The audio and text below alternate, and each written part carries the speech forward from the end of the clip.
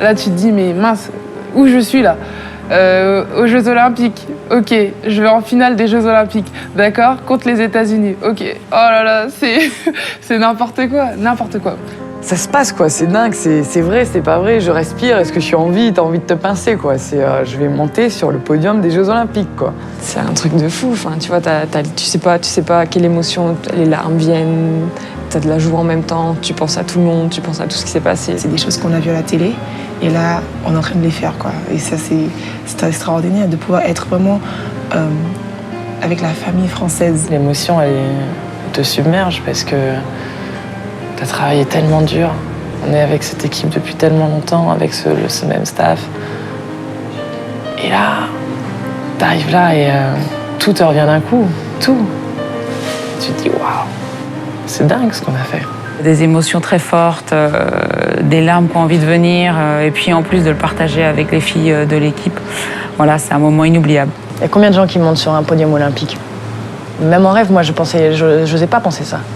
Et t'es en train de le faire, et donc voilà, quoi. En fait, ça ressemblait un peu à des gamines qui arrivaient à Disney, quoi. C'était exceptionnel, c'était grandiose. On te crie ton nom de famille et tout, tu te dis, waouh, mais on a marqué les Français, quoi. On peut en être fier et se dire que maintenant, quand on dit qu'on est la deuxième équipe au monde, enfin voilà, c'est énorme pour une équipe française. Mais je pense qu'on réalise pas tout ça encore. On réalisera peut-être un peu plus tard, mais on a fait les vidéos, on regardera les vidéos. Ça fait des années, on sacrifie, on travaille au détriment de notre famille des fois, aussi de notre vie privée, de notre vie de femme. Et cette médaille, pour moi, aujourd'hui, compense largement tous ces efforts-là qui ont été fournis.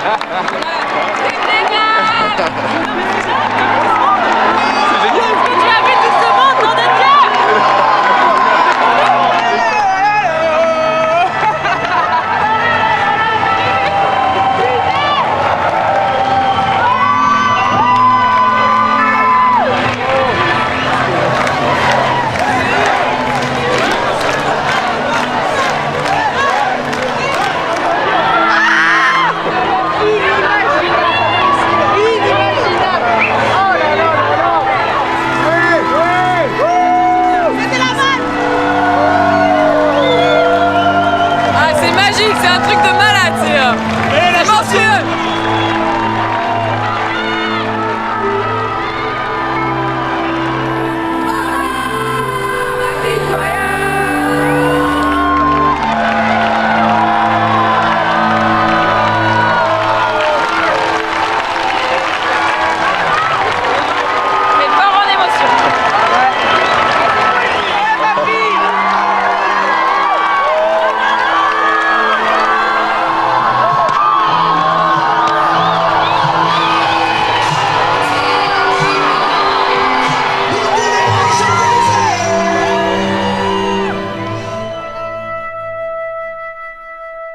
Quand on arrive à l'Eurostar, tu vois, et que tout le monde nous applaudit, et que, tu sais, il y a la petite pancarte Londres, je sais pas, à 13h13, et tu te dis, ouais, merde, c'est bon, on est qualifiés, on y va, on va au JO. On se prenait un peu pour des stars du coup, et c'était assez rigolo. Et après, non, en arrivant là-bas, voilà, on a repris le bus direction Village Olympique, et là, le rêve éveillé, quoi. Ça ressemblait un peu à des gamines qui arrivaient à Disney, quoi. C'était exceptionnel, c'était grandiose. En plus, on a eu la chance de croiser rapidement des stars. Donc tout de suite, ça nous a mis dans le bain et puis on a apprécié dès le premier moment. T'imagines plein de choses, à la fois plein de choses et en même temps t'es vite limité parce que tu l'as jamais vécu, donc tu sais pas du tout comment ça se passe. Mais on est très vite rentré dans l'ambiance JO et village olympique. Dès qu'on découvre nos chambres, l'immeuble France, tous les pays, les drapeaux, bienvenue, mais c'est magique. On commence à avoir les stades, les piscines, on a vu tout ça et là on s'est dit waouh, on y est quoi. Ça y est, ça devient vraiment réel et voilà les filles, c'est parti, les Jeux Olympiques quoi. On arrive aux Jeux et on est au centre du monde. très, très prétentieusement, on est au centre du monde. J'ai surtout senti ça sur la cérémonie d'ouverture.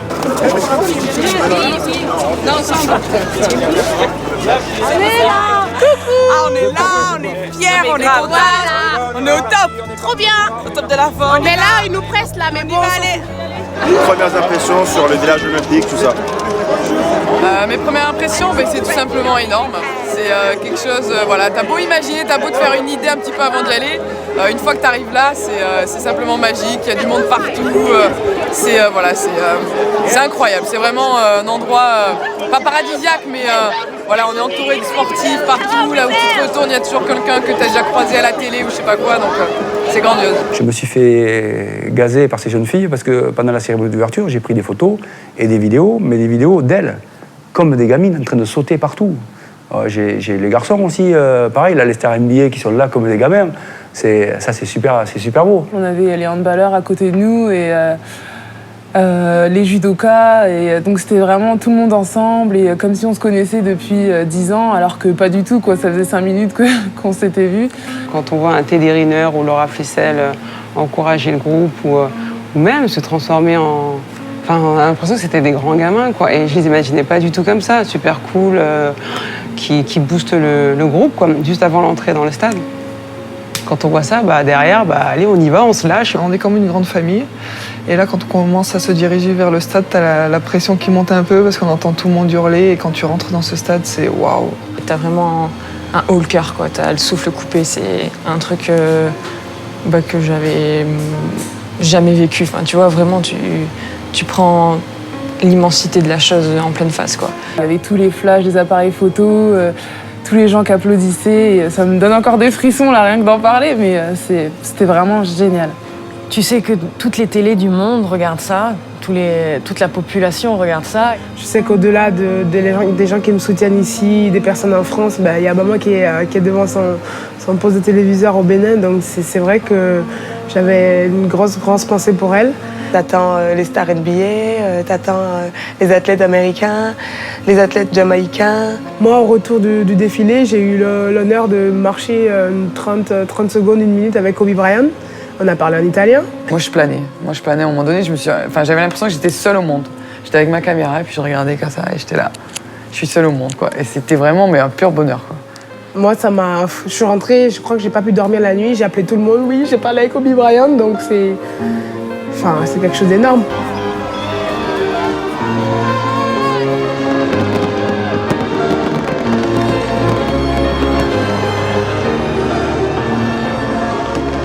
Le fait de faire la cérémonie d'ouverture, tu te dis bon, on va piétiner pendant quelques heures, on va pas se coucher forcément très tôt, il peut y avoir des petits moments de fatigue au retour et bon voilà. Maintenant, ça nous a procuré tellement d'énergie, tellement de bonheur, tellement de...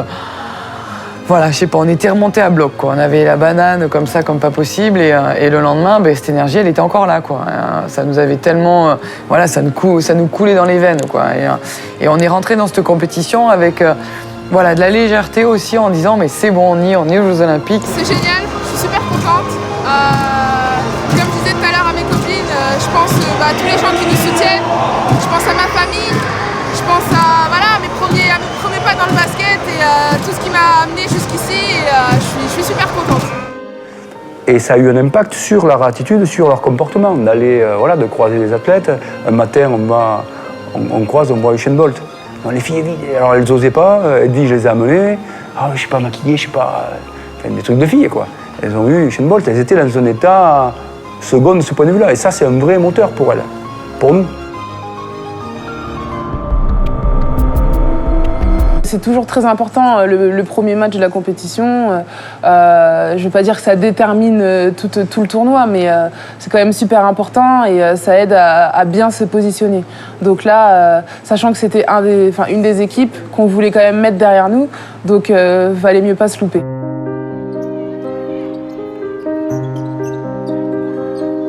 Ce genre de match, ça arrive une fois et c'est tout, quoi. J'ai pas du tout prémédité. Enfin, j'étais persuadée de toute manière quand même, au contraire. C'était le seul et unique, quoi. Voilà, j'étais bon, ok, j'ai bien commencé. J'étais super contente. Mais j'étais là, bon, allez, demain, ce sera pas la même musique, quoi. Et en fait, voilà, tous les matins, je me réveillais et je perdais pas conscience de pourquoi j'étais là et je me disais, allez, c'est un autre match, t'es là pour te faire plaisir, c'est les Jeux Olympiques, il n'y a pas de prise de tête à avoir, quoi. T'es pas en train de jouer la performance de ta vie, t'es pas en train de jouer la compétition avec le résultat de ta vie. Donc t'as pas de pression à te mettre, quoi. Au final, ça sera la compétition de ma vie. Céline, elle fait un tournoi magnifique, quoi. Je veux dire, j'ai jamais vu Céline jouer comme ça. Et c'était agréablement bien. C'est trop bien. Oh, ce qu'elle a fait sur ce tournoi, c'est énorme. Très peu de joueuses l'ont fait, très peu de joueuses peuvent le faire. Elle a été extraordinaire. Bon, après, je l'appelais l'inhumaine parce qu'elle a sorti un match énorme et puis encore un autre, ça s'arrêtait plus. Elle a joué à un niveau que seulement les meilleures joueuses au monde peuvent avoir. Et on avait besoin de ça. Elle nous a vraiment portés sur ses épaules. Elle a très bien démarré et elle s'est jamais arrêtée. Donc ça nous a portés, ça nous a aidés. Et je pense qu'elle a une grande part de responsabilité dans notre résultat. Je suis vraiment super contente pour elle que ce soit passé comme ça et qu'elle nous ait amenés.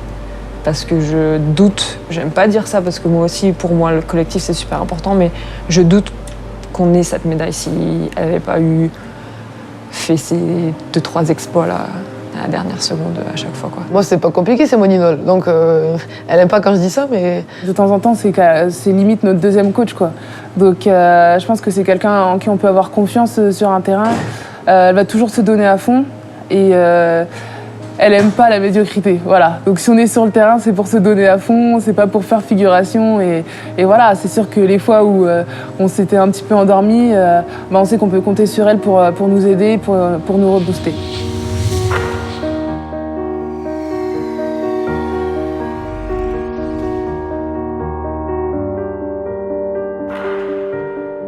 Elle existe depuis longtemps, mais peut-être pas aux yeux du grand public. Et parce que aussi la performance dépend du scoring souvent, mais sa performance à elle dépasse le cadre du scoring. Elle fait beaucoup de choses sur un terrain.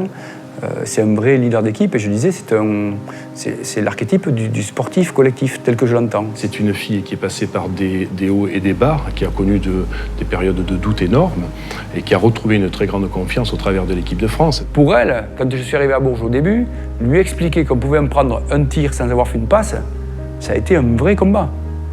Parce que pour elle, il faut partager la balle. Elle, c'est un faiseur de jeu. Bon, les Américaines, ils ne point une garde, mais elle, c'est un playmaker. C'est quelqu'un qui fait le jeu en passant la balle, en investissant tout le monde. Donc elle a toujours une justification pour rechercher quelqu'un de mieux placé qu'elle. Parce que dans son rôle, elle prend plaisir à partager. Est-ce que la fatigue va l'emporter ou est-ce que justement toute l'énergie que tu emmagasines avec tout ce qui se passe autour va te propulser?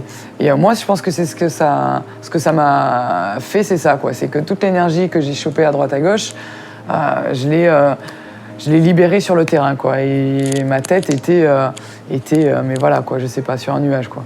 Est-ce que c'est les Jeux Olympiques? Peut-être. Est-ce que c'est la façon dont elle a eu d'aborder la compétition? Peut-être. Est-ce que c'est le temps qu'il faut laisser au temps aussi?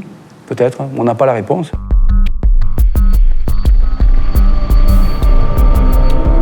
L'Australie a toujours l'habitude de faire des finales dans les grandes compétitions.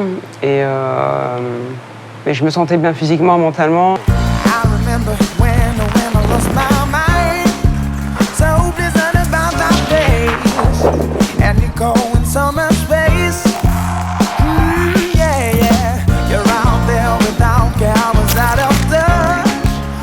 Elle a mis du temps à trouver sa place et à être à sa place, quoi. Comme un arrière doit être, quelqu'un qui prend des risques, qui prend des décisions, qui tire. Et elle a été terrible.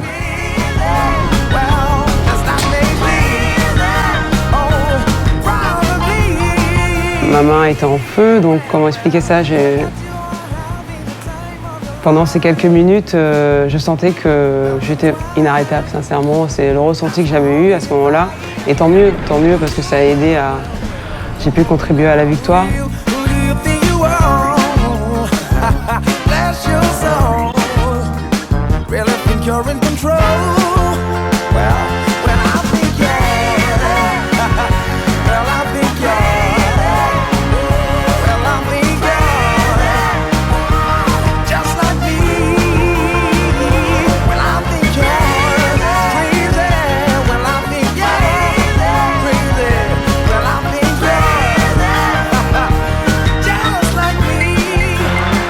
Il reste 2 secondes, elle va être obligée de shooter. Oh, ça rentre! C'est pas vrai! Ça rentre à la dernière seconde. Ça rentre à la dernière seconde sur le dernier tir incroyable de la petite meneuse de jeu australienne.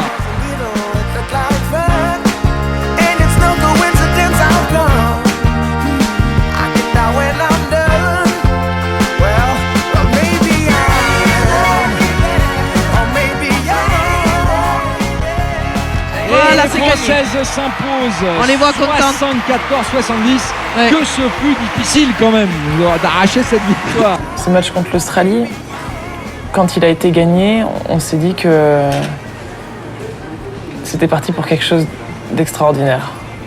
Et que cet avantage qu'on avait pris en gagnant ce match, il fallait pas le perdre. Et il fallait capitaliser là-dessus et il fallait tout gagner maintenant. C'est à partir de là qu'on s'est dit que voilà, on pensait qu'à la finale. On pensait qu'à la finale et on rêvait d'une finale France-USA. C'est grâce à cette victoire aussi qu'on va arracher les autres, qu'on va chercher les autres. Elles aiment paraître. C'est des filles, hein. Moi je suis pas comme ça, donc elles aiment se maquiller, elles aiment se transformer, elles aiment et elles allaient au JO, voilà, elles allaient voir ci, elles allaient voir là, elles avaient croisé machin. Et moi mon discours ça a été de dire bon, pour moi c'est une compétition. Si vous voulez vraiment exister dans ce monde où personne n'existe, sauf Bolt quand il est là, Tony parce qu'il a été arrêté quand il est rentré dans le truc par plein d'athlètes qui l'ont fait signer, enfin à quelques exceptions près. Mais il n'y en a pas beaucoup. Tu n'existes pas. Donc c'était de dire, voilà, mais vous vous trompez. Ce sont les Jeux de l'excellence. L'histoire de Pierre de Coubertin, que l'essentiel était de participer, c'est une formule d'esprit. Mais aujourd'hui, ce n'est plus la réalité. La réalité, c'est tu existes que si tu gagnes. On croise des gamins qui disent, c'est l'équipe de France. C'est l'équipe de France de quoi? De handball, je crois. Voilà, donc l'équipe de France de basket, elle n'existe pas. Donc vous n'existez pas. Il a eu un speech même 2 ou 3 fois là-dessus. Pour exister, les filles, il faut gagner. Il faut aller faire quelque chose, il faut aller faire quelque chose de grand. Et même lui, avant les JO, il pensait sincèrement qu'on pouvait faire quelque chose de grand. Nous, c'est pas qu'on n'y pensait pas. C'est quand on s'est qualifié pour faire les Jeux Olympiques en Turquie, on s'est dit waouh, on est aux JO, c'est fantastique. Pour nous, c'était déjà pas la fin de quelque chose, mais on va aux JO. Et effectivement, quand il a commencé à avoir ce discours-là, nous, on rigolait au début, on rigolait. Enfin, qu'est-ce qu'il veut? Il croit qu'on vraiment va faire une médaille. Enfin, nous, on allait tout faire pour, mais nous, on n'était pas là. Oui, on veut une médaille. On était déjà au JO, c'était pas une fin en soi, mais pour nous, c'était déjà fantastique. Si vous voulez exister, c'est pas en vous mettant des cheveux bleu, blanc, rouge, moi me mettre un nez rouge, qu'on va exister et être reconnu. La seule façon qu'on a d'être reconnu, c'est de gagner. Donc allons-y.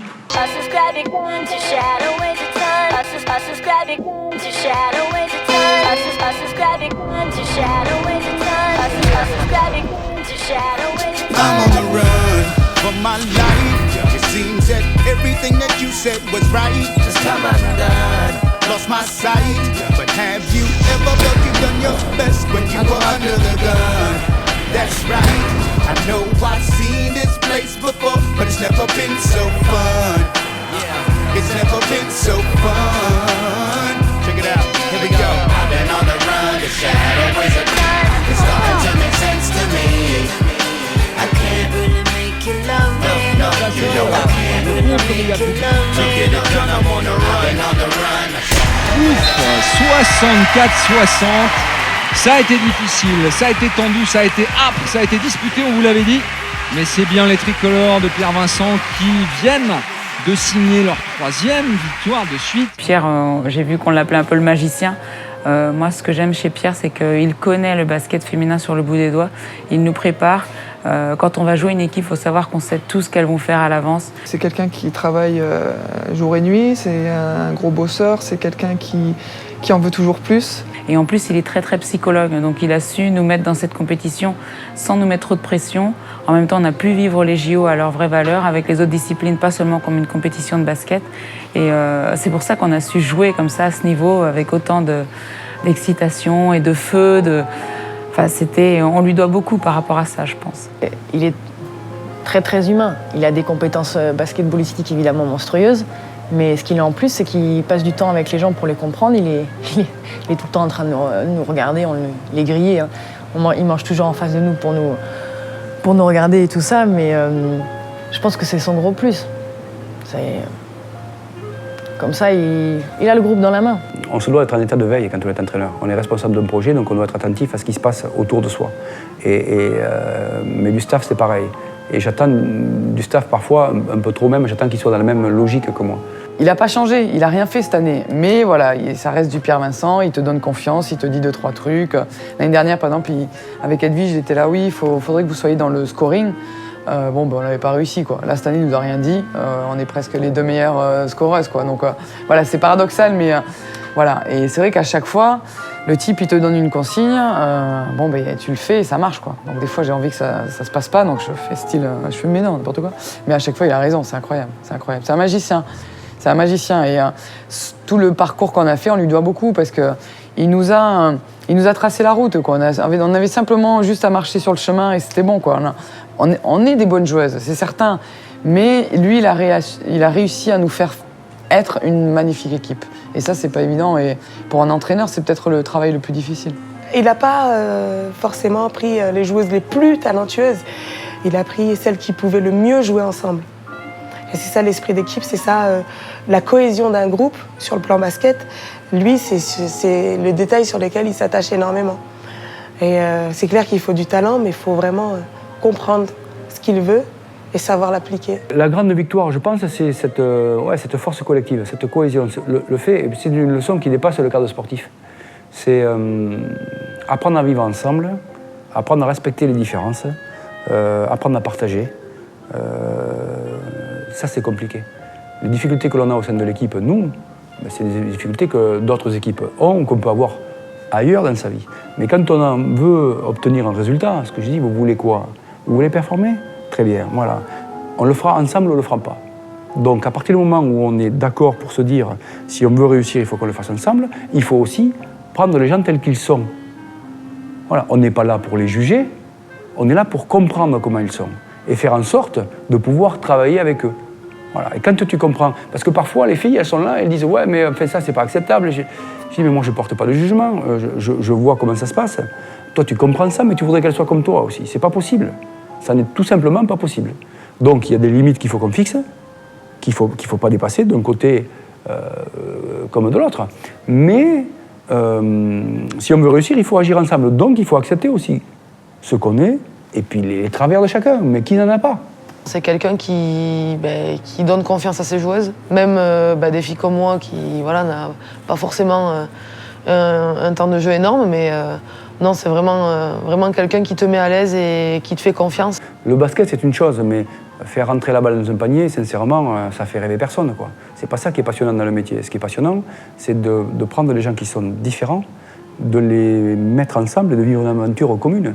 Et c'est les difficultés que l'on a au quotidien, que l'on a eues. J'ai jamais autant travaillé cette année que sur la gestion de notre cohésion d'équipe. Jamais autant. Moi, personnellement, c'est vrai que c'est pas passé de suite, hein, parce que je suis dure quand même. Hein. Je vous semble gentil comme ça, mais j'ai mon bon petit caractère bien trempé. Et c'est vrai que quand tu l'écoutes pas, c'est dur. L'apaisement, c'est une arme pour les aider. Mais ça suffit pas, il faut aussi des pistes, des éléments. Et c'est comme ça que tu gagnes des rapports de confiance. C'est peut-être pour ça qu'elles disent que je suis un magicien aussi, parce que moi, mon travail, c'est de les aider, de leur trouver des solutions. Et c'est vrai avec tous les athlètes. À partir du moment où tu l'aides à trouver une solution à un problème, tu défends un mec, il te met les paniers sur la tête et le coach te dit attention, mets-toi un peu plus à droite ou recule-toi un peu ou avance-toi un peu, et que ça fonctionne, bon, tu prends du crédit. Quand tu te dis voilà, ton tir, machin, ça serait mieux que tu... Le mec, il met les tirs, tu prends du crédit. Et ce crédit, voilà, petit à petit, il y a un rapport de confiance qui s'installe et les gens, ils t'écoutent. C'est le 4e match de poule. On a battu avant l'Australie, les autres équipes, le Brésil aussi bien sûr, mais le Canada, et donc l'Angleterre qui se découvre une équipe de basket et des joueuses. Et donc c'est un match devant 14 000 personnes. On sait que ça va être compliqué. On a perdu contre elle une vingtaine de jours auparavant, même si c'était dans un contexte particulier. Et là, c'est aussi un contexte particulier parce que tu joues contre 14 000 personnes. Et elles étaient transcendées par l'événement et par le fait de jouer à domicile. Et donc on souffre tout le match.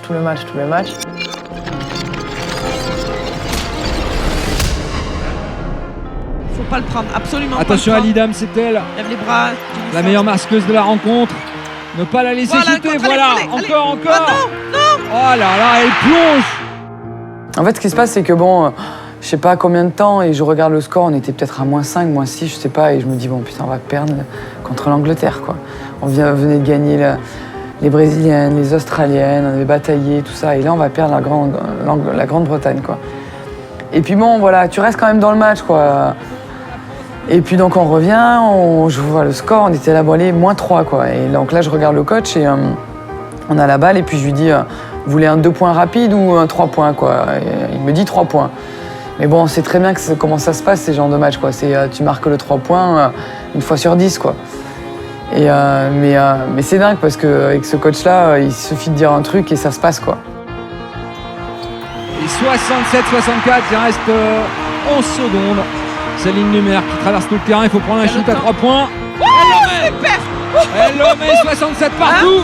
Dans ma tête, je vais jouer avec Edwige, qui est en poste de numéro 2, tout ça. Je me dis, je vais driver, je vais fixer son défenseur, je vais lui sortir le ballon, elle va être seule et elle va le planter. Puis là, quand je commence à avancer, je vois que la joueuse d'Edwige reste sur Edwige et que du coup, je peux pas faire la passe. Donc bon, je fais, bon, mais voilà, maintenant t'as plus le temps, il faut que tu prennes une décision. T'es des tirs venus de nulle part. Ah non, moi, à ce moment-là, j'étais sur le banc et c'est vrai que tu la vois, c'est génial. Les gens vont dire que c'est trop facile de dire ça, mais je me souviens, j'ai 56 secondes, je dis, oh, si Cap sort un gros tir, c'est possible, elle va sortir le gros tir. Et elle met 2 gros tirs. Là, on peut finir le match. Premier lancer franc raté par les Britanniques, il reste 4 secondes. Faut le jouer, Céline Lemaire, il faut shooter à 3 points, elle est très loin. Exceptionnel! Céline Lemaire, 4 points. Il reste 2 dixièmes.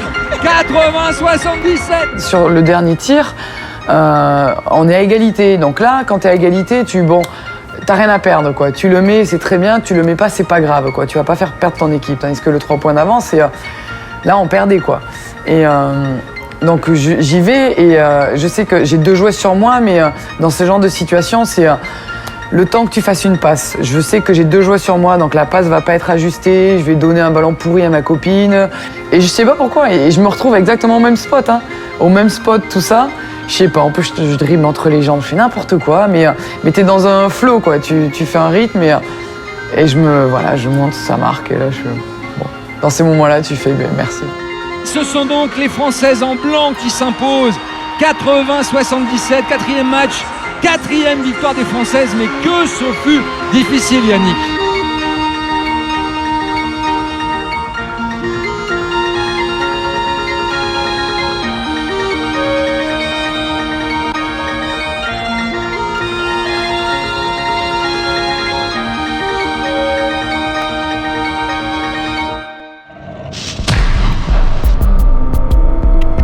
Je voulais pas beaucoup de photos avec les gens. Enfin, en général, prendre une photo avec quelqu'un que tu connais à peine, c'est pas trop mon truc. Par contre, Navarro, je voulais parce que, il représente encore d'ailleurs aujourd'hui la perfection au niveau du basket, quoi.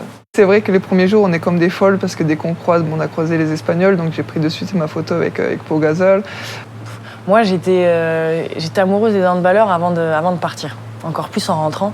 Tu tournes la tête, oh regarde, il y a lui, donc tu essaies de prendre des photos, mais en même temps, tu es là, oui, il faut que je me concentre, on a une compétition quand même à faire, mais il y avait des stars partout, tu vas manger, il y a des stars.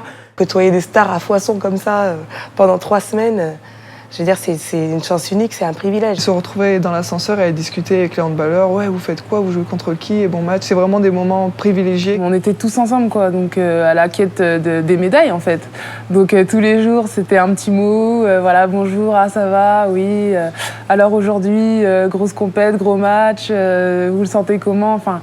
C'était vraiment, c'était comme si on était tous de la même équipe, quoi. J'ai l'image d'un match à 9h, tous les garçons sont venus nous voir, et à 9h du matin, c'est pas facile de se lever, et ça nous a vraiment fait chaud au cœur, parce que de voir tous les garçons comme ça dans une salle à 9h du matin pour nous soutenir, c'est quelque chose de fantastique.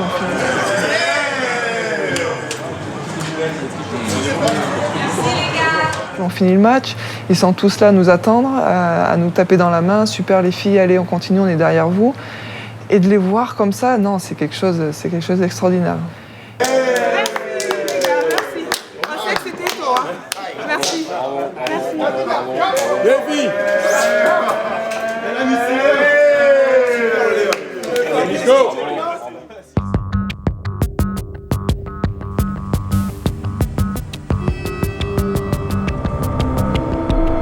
C'est toujours plus compliqué quand tu as gagné en poule, parce que tu peux faire ce que tu veux. Tu as beau expliquer aux athlètes, etc.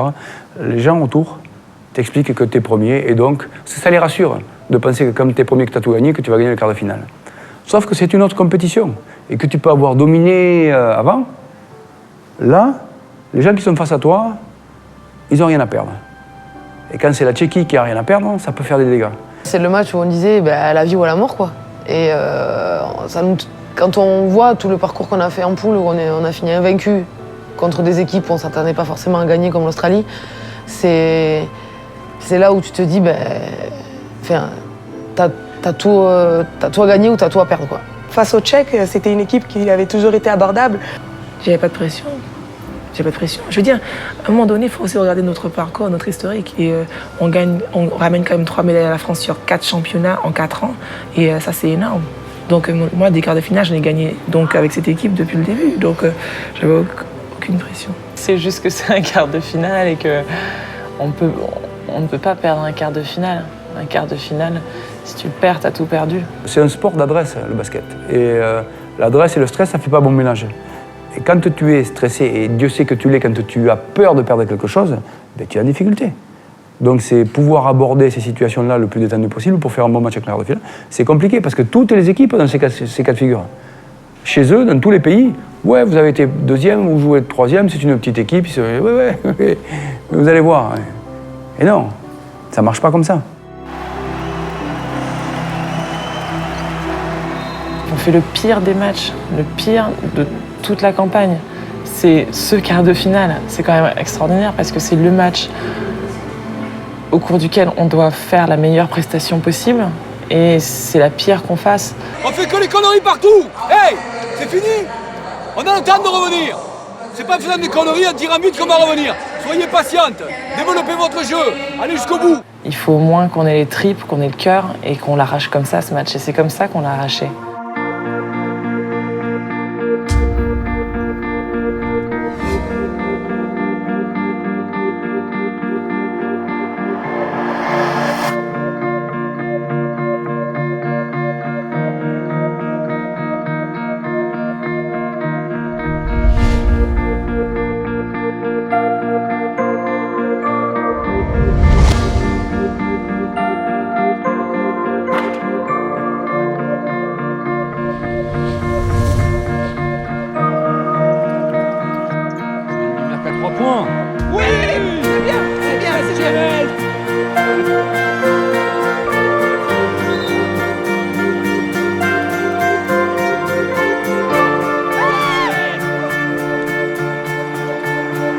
Prête là, regardez. Voilà, allez, allez, ça rentre dedans.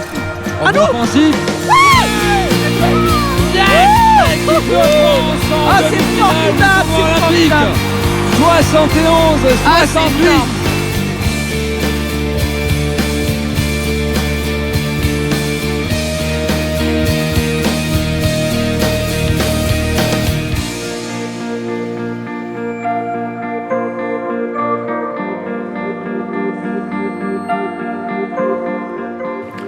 On célébrait un peu entre nous, donc on se prenait dans les bras et tout.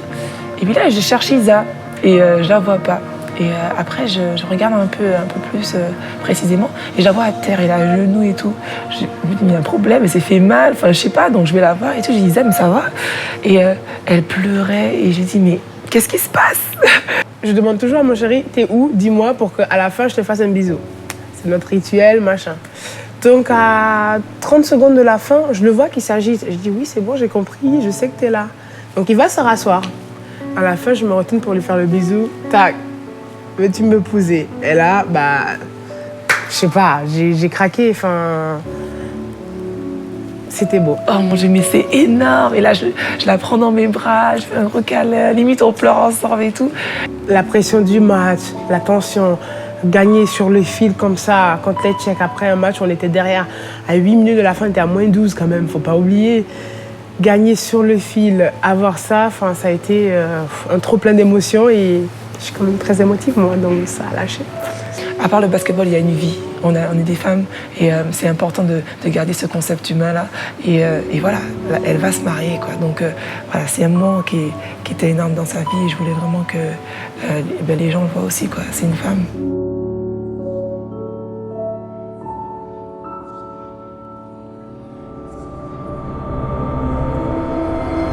Le match des quarts de finale, je crois que c'est le match où j'ai été le plus mal physiquement. Mal au ventre, tout ça. Je suis tendu, mais je ne suis jamais dans un état comme ça. J'étais vraiment pas bien parce que je savais que ça serait extrêmement compliqué. La demi-finale, c'était beaucoup plus facile pour plein de raisons. Pierre nous a montré, en fait, le matin du match, un petit article. Donc, il y avait l'article sur l'équipe, puis en dessous, il avait une interview de Ilona Cortine, et du coup, voilà, qui disait qu'en gros, elles avaient une équipe meilleure, qu'elles avaient surtout un banc meilleur. Elles se sont montrées un peu arrogantes, j'ai envie de dire. Un peu trop, d'ailleurs. De nous, voilà, dire dans les journaux que limite ils avaient perdu en poule parce que ça les arrangeait de ne pas croiser les États-Unis et que la France est forte, mais qu'elles étaient plus fortes. Donc nous, ça nous pique quand même dans nos égos. C'est pas des choses que je fais couramment, d'abord. Mais encore une fois, il y a des moments, il y a des opportunités. Et quand j'ouvre le journal et que je vois que, voilà, qu'elles sont plus fortes, que leur banc est plus fort et que c'est du pain béni pour moi. C'est-à-dire, voilà, ça me rappelle des souvenirs déjà, elles sont plus fortes, qu'elles nous le montrent maintenant. Ce qui est bizarre, c'est qu'avant ce match, à l'échauffement, le monde arrivait dans la salle, on avait la musique et je me suis dit, waouh, comment ça se fait que je ne suis pas stressée? C'est quand même le match le plus important de ma carrière et je me sens bien, je me sens calme. Et je pense que la compétition qu'on a faite m'a apporté cette sérénité parce qu'on jouait tellement bien. Je me suis dit, non, ce soir, les Russes, elles ne peuvent pas nous battre. Donc ça va peut-être expliquer le match que j'ai fait, mon meilleur match sur la compétition, parce que j'étais tellement confiante, tellement bien que voilà, il n'y avait que du positif qui pouvait en sortir.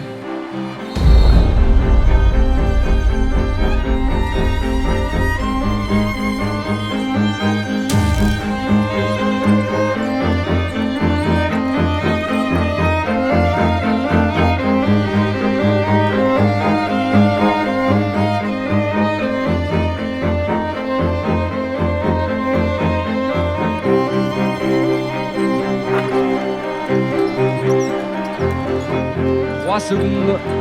Le public grogne, la main gauche de Céline Dumergue. Exceptionnel. Elles savent, les Russes, que Céline Dumergue va prendre le 3 points. Tout le monde le sait, tous les spécialistes de basket savent que c'est Céline qui va shooter. Elle le fait et elle le marque. La France récite son basket. Excellent ce que vient de faire Pierre Vincent. Céline Dumergue à 3 points. Oui, exceptionnel. Ça va être France, États-Unis, une finale de rêve pour ces joueuses que vous voyez là. Pour le coup, on fait un match peut-être pas parfait, mais quasi. Et à 5 minutes, on a je sais plus combien de points d'avance, 18, quelque chose comme ça. Et là, on sait. Là, à ce moment-là, tu sais que tu vas faire la finale. Et là, ça commence à monter. Tu te dis, ça va être compliqué si je dois rester sur le terrain et que je suis à moitié en train de pleurer, ça va être compliqué. Non, il y a une vraie émotion quand on sait qu'à un moment donné, je prends un temps mort. Eux, ils prennent un temps mort, il reste 5 minutes, il y a 20 points d'écart. Et je vais vers elles et je leur dis, bon, on n'a pas encore inventé le panier à 20 points, donc je pense qu'on est à peu près tranquille. C'est jouer une finale olympique, c'est avoir une médaille autour du cou. C'était super, c'était vraiment... C'était génial, génial. Là, tu te dis, mais mince, où je suis là? Aux Jeux Olympiques, ok, je vais en finale des Jeux Olympiques, d'accord, contre les États-Unis, ok. Oh là là, c'est n'importe quoi, n'importe quoi. J'ai compris tous les mots, j'ai bien compris, merci.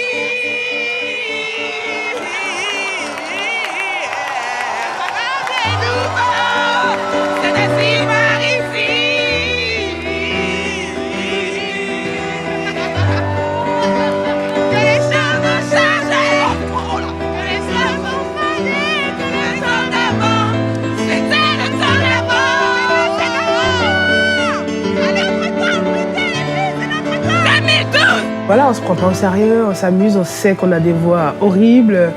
Si Céline Dion, elle nous entend, je pense que voilà, elle nous envoie un email, arrêtez s'il vous plaît le carnage, mais c'est pas grave, on s'amuse et c'est le plus important. Ça a marqué nos JO, quoi. Donc c'est plein de petits souvenirs qu'on fabrique entre nous et qui fait que on sera liés à jamais. En plus, on le fait sans honte, quoi. Sans complexe. On chante pas bien, mais on s'en fout. C'est prendre plaisir et c'est le plus important, quoi. Voilà, on chante du Céline Dion. Donc voilà, on était trop contente. Vous vous rendez compte que vous êtes en train de rentrer dans le cœur de millions de Français qui sont en train de vous regarder ce soir? Oui, on vous aime.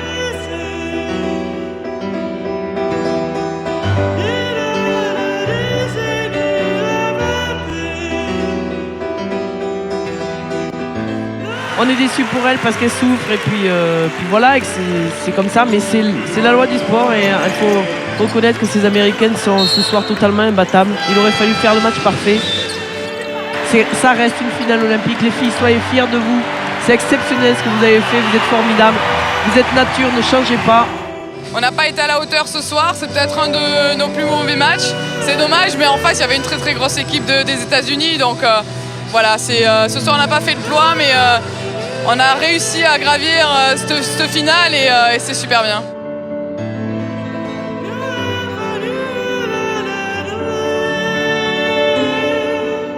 Elles ont su créer le spectacle. Elles ont gagné des matchs toujours à l'arrache en démontrant des qualités de combativité, d'abnégation, d'enthousiasme, qui fait que ça donne une image très positive du basket et du basket français en particulier. Ça y est, Et voilà, médaille d'argent. médaille d'argent du tournoi olympique Londres 2012. Tu te dis, mais c'est incroyable pour pas tomber, enfin, non, pas tomber dans les pommes, mais pour vraiment réaliser le truc, tu te dis, bon, ça se passe, quoi, c'est dingue, c'est vrai, c'est pas vrai, je respire, est-ce que je suis en vie, t'as envie de te pincer, quoi, je vais monter sur le podium des Jeux Olympiques, quoi. Mes parents qui doivent me regarder à la télé, mes amis, tout le monde, c'est génial, qu'est-ce qu'on fait là, on est là, c'est cool. Enfin, trop de choses, trop de trucs qui passent dans nos têtes. T'as travaillé tellement dur. On est avec cette équipe depuis tellement longtemps, avec ce même staff. Et là, t'arrives là et tout te revient d'un coup. Tout. Tu te dis, waouh, c'est dingue. C'est dingue ce qu'on a fait. T'as les 3 drapeaux comme ça qui se lèvent. Tu vois que t'es à gauche, t'es deuxième, t'es vice-championne olympique.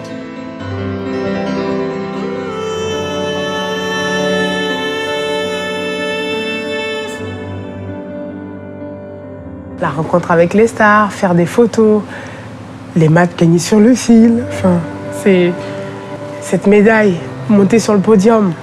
Waouh! Tout en blanc, comme ça. Enfin, je sais pas, c'est tous les instants. J'ai pas envie d'en perdre même pas un dixième. Voilà, je vais tout garder et tout sera magique.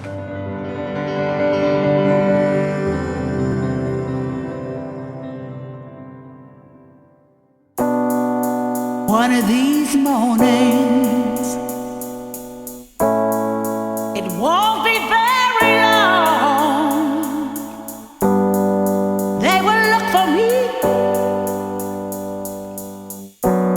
and I'll be gone. One of these